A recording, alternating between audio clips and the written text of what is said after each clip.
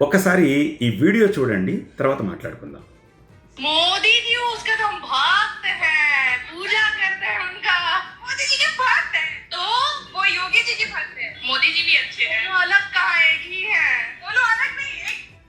విన్నారుగా?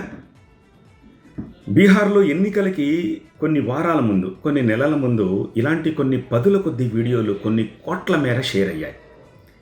ఇదేదో ప్రచారం కోసం చేసిన వీడియోలు కాదు. బీహార్ మూడ్ని, మాహోల్ని ఈ వీడియోలు చెప్పకనే చెప్పాయి.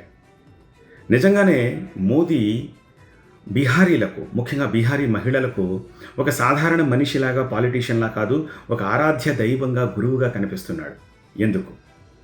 ఇందుకు ప్రతిగా కొన్ని వీడియోలు నేను చూశాను. వాటిని మీకు ఊరికి రఫ్గా చెప్తాను.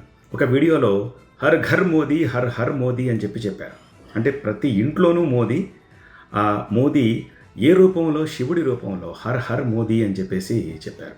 ఇంకొక వీడియోలో మోదీ హమారే లియే రామ్ హై, శివ్ హై, మోదీ మాకు రాముడు, శివుడితో సమానం అన్నారు. మోదీ సభకి కొద్దిమంది మహిళలు వచ్చారు. ఆ రిపోర్టర్ వెళ్ళి అక్కడ వాళ్ళని అడుగుతున్నాడు, మీరు మోదీ సభకు వచ్చారు కదా, మోదీని చూశారా అని. వాళ్ళు ముక్త కంఠంతో మేము మోదీని చూడలేదు అన్నారు. రిపోర్టర్ ఆశ్చర్యపోయాడు, అదేంటి సభకు వచ్చి చూడకపోవడం ఏంటని. మేము మోదీని దర్శించుకున్నాము అని చెప్పారు వాడు. సో ఇది బీహారీ మహిళల మూడ్ టువర్డ్స్ మోదీ స్పష్టంగా చెప్పింది. మోదీ అధికారంలోకి రావడానికి ముందు అసలే పేద రాష్ట్రం, పేద రాష్ట్రాల్లోకెల్లా పేద రాష్ట్రం బీహార్. వాళ్ళకి టాయిలెట్ ఒక ప్రధానమైన సమస్యగా ఉండేది మహిళలకి. వాళ్ళు ఊరంతా బహిర్భూమికి వెళ్ళాలి. ఎవరి ఇళ్లలోనూ టాయిలెట్స్ ఉండేవి కాదు. అయితే పొద్దుటి తెల్లవారకుండా వెళ్ళిపోవాలి, లేకపోతే రాత్రి చీకటి పడిన తర్వాత వెళ్ళాలి. డే టైం వాళ్ళకి టాయిలెట్ వస్తే ఉగ్గపట్టుకుని కూర్చునేవారు. అలాంటి చోట మోదీ ప్రతి ఇంట్లోనూ టాయిలెట్ కట్టించాడు. నెంబర్ 2, ప్రతి ఇంటికి హర్ ఘర్ నల్ అని చెప్పి నీళ్లు తెప్పించాడు. వాళ్ళు కొన్ని కిలోమీటర్ల మేర ఒక బిందెడు నీళ్ల కోసం వెళ్ళి తీసుకొని వచ్చేవారు మహిళలు.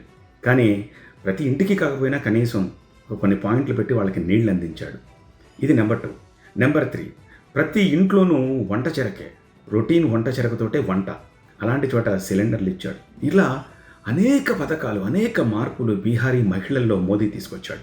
ఆ తర్వాత లా అండ్ ఆర్డర్ సెటిల్ అయింది, జంగిల్ రాజు పోయింది, మహిళలు స్వావలంబన సాధించారు, చదువుకోవడం మొదలుపెట్టారు, స్కూల్కి వెళ్ళడం మొదలుపెట్టారు, కాలేజీలు చదవడం మొదలుపెట్టారు.